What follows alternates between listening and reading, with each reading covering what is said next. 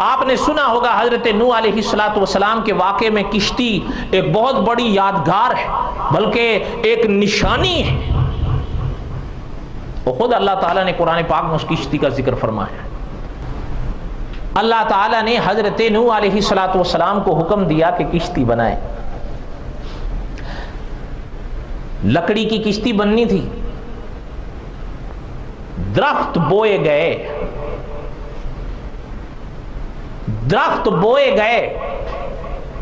بعض اکابر نے یہاں تک لکھا ہے کہ وہ جو بڑھنے شروع ہوئے نا درخت، تاکہ درخت حاصل ہو، وہ بڑھنے شروع ہوئے، 1 2 نہیں 100 سال تک صرف وہ درخت بڑھے ہیں جن کو کشتی میں استعمال کرنا تھا۔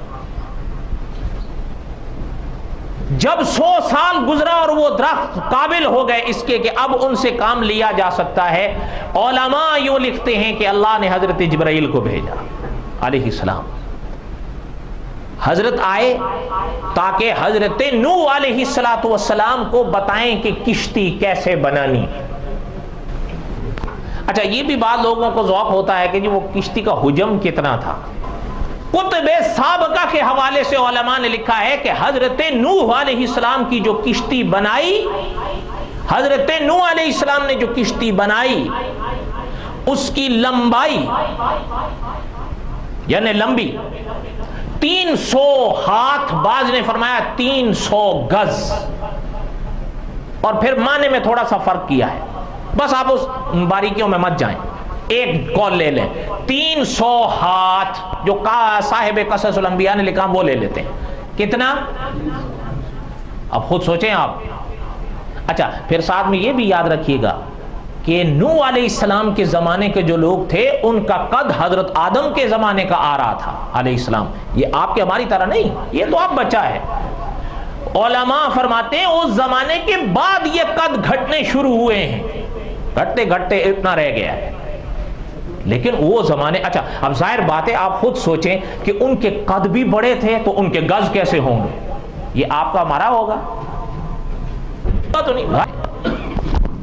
فرمایا 300 گز یا 300 ہاتھ اس کی لمبائی تھی۔ اب رہ گیا مسئلہ اس کی اونچائی۔ علماء نے فرمایا اونچائی اس کی 30 ہاتھ یا 30 گز تھی۔ اب اس کے بعد آ گئی چوڑائی۔ علماء فرماتے ہیں کہ اس کی چوڑائی 50 ہاتھ یا 50 گز تھی، اتنی بڑی۔ اور پتہ ہے صاحب قصص الانبیاء نے بڑی عجیب بات فرمایا آج دنیا 15ویں صدی میں جا رہی ہے، کتنی ترقی کر گئی ہے، کیسے کیسے پانی کے جہاز آئے ہیں، لیکن اس کا جو نقش ہے نا، اس سے یہ جو آج موجودہ کشتیاں یا ان کے بڑے بڑے جہازوں کے بھی، ان کا بھی وہ نقش اس نقش سے ہٹ نہیں سکا جو نوح علیہ السلام نے قائم کیا تھا اس زمانے میں۔ آپ تو خاموش ہو گئے، لگتا ہے آپ متفق نہیں ہیں، ذرا دیکھ لینا، میں غلط کہہ رہا ہوں آپ بتاؤ۔ خیر بہرحال یہ تو ضمن بات آئی، کہنے کا مقصد یہ تھا حضرت نوح علیہ السلام نے کشتی بنائی۔ جیسے میں نے پہلے عرض کیا نا، علماء نے لکھا ہے کہ وہ کشتی 3 منزلہ تھی۔ بعض علماء یوں لکھتے ہیں کہ جو نیچے کی منزل تھی نا، نیچے کی، اس میں حضرت نوح علیہ السلام نے جانور سوار کیے۔ جب وہ پانی ابلنا اور چشمہ ابلنا شروع ہوا تو حضرت نوح علیہ السلام نے تیاری شروع کر، پرندے لیے، جانور لیے، جیسے اللہ تعالیٰ کا فرمان تھا، لے کر ان کو کشتی میں سوار کرنا شروع کیا۔ علماء مفسرین لکھتے ہیں، تھوڑا سا اختلاف بھی ہے اس میں، بس ایک قول میں لے رہا ہوں وہ سن لیں، باقی باریکیوں میں جانے کی کیا ضرورت ہے۔ فرمایا نیچے کی جو منزل تھی اس میں حضرت نے جانوروں کو سوار کیا،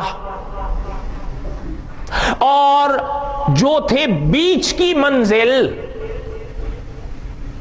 اس میں انسانوں کو سوار کیا، ان کا سامان رکھا گیا، اور جو تھی اوپر کی تیسری منزل اس میں پرندوں کو حضرت نے سوار کیا۔